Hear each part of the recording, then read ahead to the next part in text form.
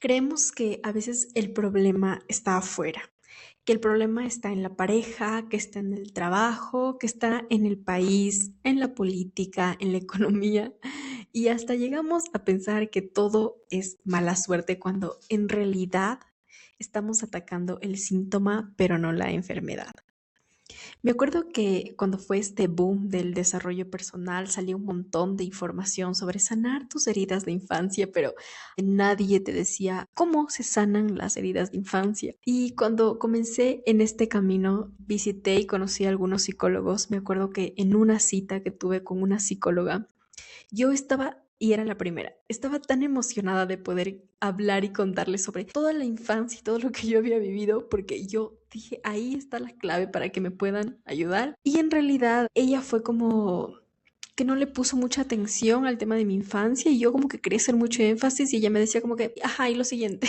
Entonces me dio a entender como que eso ya pasó y ahora nos vamos a enfocar en lo nuevo y definitivamente no me gustó y fue como, ya, bueno, no. Entonces no tuve citas con esa psicóloga hasta que, bueno, entre varios y varios psicólogos que visité, encontré uno donde sí hablaba más sobre este tema de la infancia y me hizo hacer como que este match de cómo lo que yo vivía y lo que yo pasé en toda mi época de niña, de adolescente y lo que yo veía en mi casa y en mi familia, cómo lo estaba reflejando en mi vida adulta, ¿no? Pero bueno, es tan extenso que no solamente era una sesión, sino un montón de sesiones. Pero aparte de esta gran ayuda que me sirvió con el psicólogo, también me ayudó un montón a hacer un proceso de perdón, regresando a todo eso que yo había vivido.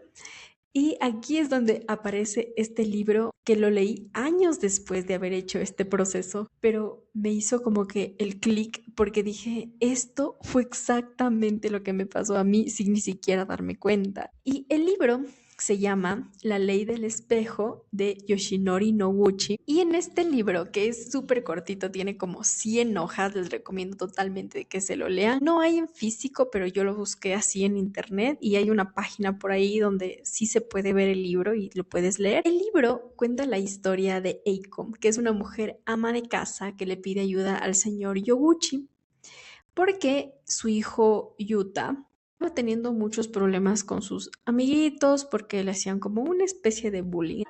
Ella se sentía tan impotente porque no sabía de qué forma poderle ayudar a su hijo que estaba pasándola mal. Se desesperaba, se frustraba y hablaba con el esposo y le decía como, ¿qué vamos a hacer? Todo lo que le está pasando, ¿por qué le hacen esto y todo lo demás? Entonces el esposo le recomienda que hable con el señor Yaguchi porque tal vez él le pueda ayudar. Eiko habla con este señor y ella cree que el señor le va a dar la solución para el bullying del hijo. Pero el señor empieza a preguntarle cuál era la relación que ella tenía con su papá y cuál era la relación que ella tenía con su esposo. Y ella le dice, pero ¿qué tiene que ver el tema de mi papá y de mi esposo con el bullying de mi hijo? Y el señor Yaguchi le dice que a veces nosotros nos enfocamos tanto en un problema o en algo en específico que estamos viviendo, cuando en realidad la solución real a eso está en otra parte, está en algo interno no resuelto nuestro y que ella al final no perdía nada, que hiciéramos la prueba y que determináramos si a la final hay un cambio o no hay un cambio. Entonces Eiko accede y durante el libro relatan todo este proceso de perdón que ella va haciendo pasito a pasito. Al final es como que hay una transformación y pareciera como que mágicamente se termina este bullying que Yuta estaba viviendo, pero en realidad no es tan mágico porque en el libro también hace este análisis que ella, al hacer su proceso de perdón con el papá, empieza a interactuar tanto con el esposo como con el hijo de forma auténtica, como que de forma sana, a través de una herida sanada, que era muy diferente a lo que estaba haciendo antes, que era como actuar y reflejar en ellos esas heridas internas que ella tenía. Entonces me hizo clic porque dije, esto fue lo que a mí me pasó y yo lo hice sin ni siquiera darme cuenta. Yo tuve una infancia muy complicada. Mis papás eran muy jóvenes y mi mamá venía de unas heridas muy profundas por su infancia y yo creo que también mi papá no estaba listo para toda la responsabilidad que implica tener una familia y aunque Yo sé que ellos hicieron lo mejor que pudieron con las herramientas que tenían en ese momento. Hubieron cosas muy dolorosas que yo tuve que pasar durante mi infancia. Pero cuando yo me hice adulta, yo pensé que todo esto yo ya lo había superado, que ya estaba sanado, estaba curado, porque yo de adulta obviamente me daba cuenta de que ellos hicieron lo mejor que podían, que las circunstancias eran muy difíciles para todo lo que ellos tuvieron que atravesar y por eso las cosas se dieron de esa forma. Pero en realidad, en el fondo y muy, muy adentro de mí, nada de eso se había curado, nada lo había procesado, porque todas esas heridas tan, pero tan marcadas se veían reflejadas en mi vida adulta. Y en las cosas que más se notaba, como florecía esas inseguridades y esas heridas, era en dos partes. La primera, las parejas, y la segunda, la relación con mi cuerpo. En cuanto a las parejas, era como que buscaba el tipo de patrón de pareja, que fuera un hombre que tuviera muchos problemas emocionales, que tuviera problemas económicos, problemas con su familia, que tuviera una vida toda desordenada. Y ese me parecía el hombre más atractivo. Era como que tenía un imán que me atraía porque yo pensaba, a ese yo le voy a solucionar la vida. O sea, no lo decía, no, pero inconscientemente era así. Entonces entraba en una relación a aceptar cosas inaceptables, a querer rescatar y solucionarle la vida a la otra persona a través de una herida tan marcada, creyendo que como esta persona tiene una vida tan desastrosa, obviamente va a tener menos oportunidades de que alguna chica se fije en él, entonces mejor para mí. Y segundo, pensaba que como yo le estoy solucionando la vida, la probabilidad de que me deje era menor, según yo y mi cabeza, ¿no? Entonces, a raíz de eso tuve un montón de relaciones desastrosas y dolorosas, pero como les digo, yo perseguía literal ese patrón. Y el otro aspecto era la relación tan tóxica que yo tenía con mi cuerpo. Era como un trauma. Yo digo que tenía como una dismorfia corporal porque yo me miraba en el espejo y empezaba a buscarme la falla, lo que me faltaba, lo que me sobraba y a través de una herida me juzgaba y me sentía tan mal. Me acuerdo tan clarito que cuando estaba en el colegio quería bajar de peso. Entonces yo pensé que una excelente motivación era tomarme fotos para poder motivarme a hacer ejercicio. Y me acuerdo que me puse como un top y me tomé fotos y ni siquiera parada, sino como que sentada, porque cuando tú te sientas, cachas que ahí te salen como que los gorditos y así tal cual. Me tomé un montón de fotos así, las imprimí y las pegué. Y desde ese sentimiento como de desprecio, de rechazo hacia cómo me veía, era mi motivación tóxica para poderme levantar todos los días y hacer ejercicio. Y era como que literal le estaba diciendo a mi mente, odio lo que veo. Y con ese enfoque tan negativo y tan dañino, hice ejercicio durante muchos años sin darme cuenta. Mi primer proceso de perdón lo hice con mi mamá a través de una meditación, donde básicamente era como lo mismo que hace el libro, pero en una meditación, donde yo visualizaba a mi mamá y empezaba a reprocharle, reclamarle o sacar todas esas heridas y esas cosas que yo me acordaba desde que era chiquita y que a veces son como tan insignificantes, pero uno cuando es niño le dolieron tanto y lloré como, no sé, unas cuantas horas, pero yo no entendía lo que estaba haciendo. Pensé que este proceso nada más se trataba de acordarse de esas cosas que te dolieron un montón y listo. O sea, que si el día de mañana me vuelvo a acordar, vuelvo a llorar.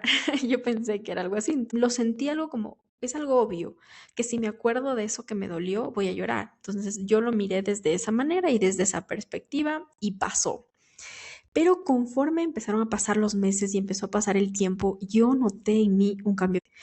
Era como que algo se me había movido adentro, porque después de unos meses algo hizo ese clic dentro de mí en cuanto a la relación con mi cuerpo. Y me acuerdo que en ese tiempo estaba como con unos 10 kilos más de mi peso ideal y como unos 5 extra de lo que normalmente había estado como años. Y la ropa me empezaba a apretar, pero yo nunca, se los juro, nunca me había sentido mejor al mirarme al espejo. Y yo no entendía y decía, ¿por qué tantos años cuando pesaba mucho menos de lo que peso ahora? Yo me sentía tan mal al verme al espejo, me juzgaba tanto, sí, yo siento que estoy bien. Tampoco fue como que mágicamente, se acabó, se sanó. No, pero sí fue como que empecé a sentirme incómoda y ya no era como que tan normal para mí ese rechazo que yo sentía con mi cuerpo. Y empecé incluso a consumir contenido en redes sociales sobre cosas más reales y a ser más consciente. Personas que te muestran cómo vestirte y cómo en realidad el cuerpo no es el problema. Y todo esto pasa más o menos en un año y yo ni siquiera me había dado cuenta, pero un día pensé en, a ver, si esto me ayudó, pues como que a desahogarme al final este proceso que hice con mi mamá, ahora lo voy a intentar con mi papá y con mi mamá. Entonces empecé primero con mi papá y tal cual, ¿no? Hice como este proceso en el que yo le empecé a reprochar, a reclamar. Lloré como 4 horas seguidas y todo mi reclamo giró como en torno a que mi papá nunca fue cariñoso conmigo y que yo ahora de adulta miro como las niñas son como las princesas de sus papás y que tienen como estas demostraciones de cariño tan lindas que yo nunca, casi nunca viví con mi papá. Pero cuando llegué a la etapa de agradecimiento, le dije una frase que me curó tanto y fue, tú también fuiste un niño buscando cariño. Y me imaginé a mi papá así de 5 añitos, también queriendo ser mimado y queriendo cariño. Y pensé que en su niñez él tampoco tuvo estas demostraciones de cariño y de la misma forma en la que le demostraron amor a él fue la forma en la que me demostró a mí. Entonces ahí me hizo como consciente de eso, entender por qué pasaron las cosas ya desde una perspectiva de adulta. Y es una forma de que ese dolor tan grande que sientes como que se vaya haciendo más chiquito, más chiquito, más chiquito, lo entiendes, lo aceptas, lo procesas y es un cambio increíble. Después de mis 4 horas llorando, pasé a hacer esto con mi mamá y lo que más me sorprendió fue que no tenía mucho que decir, no tenía mucho que llorar y no tenía mucho que reclamar. Y ahí me acordé que cuando yo hice esto con mi mamá lloré un montón, le reclamé y le reproché. O sea, no era que no tenía nada que decirle, sino como que ya hubo un proceso en donde yo abrí mi corazón, limpié todo eso que había y lo cerré. Entonces ya no sentía ese enojo, ese dolor adentro, porque era como que ya lo había procesado. Entonces me di cuenta que en realidad es así, abres tu corazón, lo limpias y luego lo cierras y con un corazón limpio, ahora sí, ya estás lista para el mundo. Y después de este proceso de perdón con mi papá, el clic de mi vida fue las relaciones de pareja, porque se movió algo dentro de mí y las personas que yo me encontraba en el camino y que tenían este tipo de comportamientos así como raros, el típico egocentrista, narcisista, ya no me gustaba, ya era como que me incomodaba. Y eso obviamente me llevó a filtrar a las personas y cuando venía alguien así yo era como, ¿qué le pasa? Cuando antes decía, ay, qué lindo. Y ahora es muy común encontrar este tipo de parejas cero comprometidas, que no son responsables emocionalmente. Era como que, no, eso no es lo que yo quiero para mí ahora.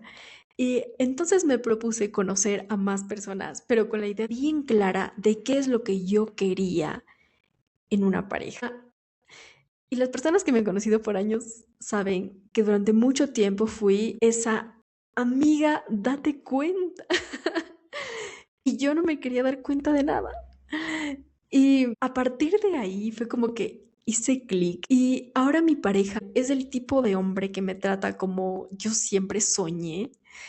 Y la clave creo que fue no conformarme con menos. Si quieres intentarlo, hice una guía para que puedas hacer este ritual de perdón. Puedes entrar a mi Instagram, estoy como Tatiana, Joss Tatiana, y me envías un mensaje con el número 3 y yo te envío la guía totalmente gratis. En el libro, el autor detalla más de 7 fases del perdón. Dice que la primera es que pongamos fronteras. Y es obvio, imaginémonos que estamos con alguien que nos está golpeando en el brazo. Tú no puedes plantearte perdonarle si te está haciendo daño en ese momento. Entonces, lo primero que se debe hacer es poner el límite como, hey, déjame de pegar, para después pasar al pasito del perdón. pero puede ser que tú pongas este límite y la otra persona no lo entienda o quiera seguir golpeándote. Entonces ahí sí está en tu control hacerte a un lado, poner distancia para después pasar a esta fase del perdón.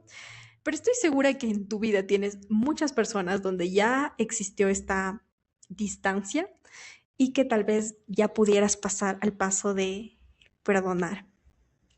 Lo siguiente es desahogarte. Eso que yo hice, que les contaba mediante la meditación, también se puede hacer escrito. En el libro lo hace a través de escribir. Es como que saques y regreses a todos esos momentos tan duros, tan difíciles, tan tristes. Este es el momento en el que lloras y lloras y lloras y está bien llorar un montón y todo lo que puedas, mientras escribes con las palabras más duras, más despectivas y más crueles que te puedan salir. Porque la idea es que te abras el corazón, el alma y las emociones para que puedas sacar todo eso que tenías ahí guardadito bajo la alfombra. Y es un espacio tuyo donde no tienes que pensar que nadie lo va a leer. O sea, esto no se lo vas a mandar a nadie. Es solamente un momento para ti en el que lo estás abriendo para sacar todo eso que llevas dentro. La tercera es imaginarte por qué esa persona lo hizo. Ahí viene como que esta parte donde se hace el dolor grande, grande, se empieza a hacer como que chiquito cuando empiezas a pensar cuáles fueron las razones por las que esta persona hizo eso. Y ahí entra, por ejemplo, lo que les contaba de mi papá. Entonces ahí miras la situación más allá de lo que tú sentiste, sino por qué esta persona lo hizo. Tal vez también estaba viviendo o haciendo las cosas a través de su miedo, de su herida, de lo que aprendió. Entonces esto te ayuda mucho a que esta tremenda herida se haga como chiquita. El cuarto es agradecer. Y seguro que hay un montón de cosas que agradecerle, porque si esta persona llegó a lastimarte, también fue porque fue muy importante en tu vida. Y para ser importante tuvo que darte un montón de momentos de felicidad y tal vez sí hay algo que agradecer. Este agradecimiento lo puedes repetirlo en voz alta. Y después viene la parte en la que te disculpas. Quizá hay cosas que tú también fallaste. Por ejemplo, en el libro Eiko, en la historia, se disculpa con su papá porque dice ella que durante muchos años se avergonzó porque le miraba a su papá con ropa de trabajo, sucio, y a ella le daba vergüenza eso. Pero ahora ya de adulta, ella puede mirar todo el contexto y darse cuenta que en realidad su papá lo que estaba haciendo era buscar los medios y la forma de poder sostener a la familia. Y ella le pide disculpas por haberse sentido avergonzada durante todo ese tiempo. Y por último, que pienses, reflexiones sobre qué fue lo que al final aprendiste de toda esta experiencia. Y una aclaración que no me puede faltar y es que puede que hayan heridas en tu vida que son imperdonables. Y cuando intentes hacer este ejercicio no vas a poder y debes saber que eso también está bien. Y perdónate por no poder perdonar porque solo quiere decir que aún no es el momento. Perdonar no es minimizar lo que pasó ni tampoco es justificar a quien te hizo daño. Porque a veces ni siquiera perdonar es el primer paso, sino entenderte y aceptar que hay algo que está doliendo. Y bueno, para finalizar este episodio, no puedo decirte que este proceso me cambió la vida de forma mágica y que todo se resolvió. Mi vida sigue siendo difícil, tiene problemas y está muy, muy lejos de ser perfecta, pero sí me di cuenta que muchas de las cosas que yo pensé que eran un problema realmente no eran el problema, como mis parejas, mi cuerpo, mi autoestima, solo eran el espejo de heridas no resueltas. Así que este libro me dejó una hermosa pregunta que me repito cada que tengo algún problema o que algo está mal en mi vida. Y digo, ¿y si solamente es el espejo que está intentando mostrarme algo más? Te dejo esta pregunta y nos vemos en el próximo episodio.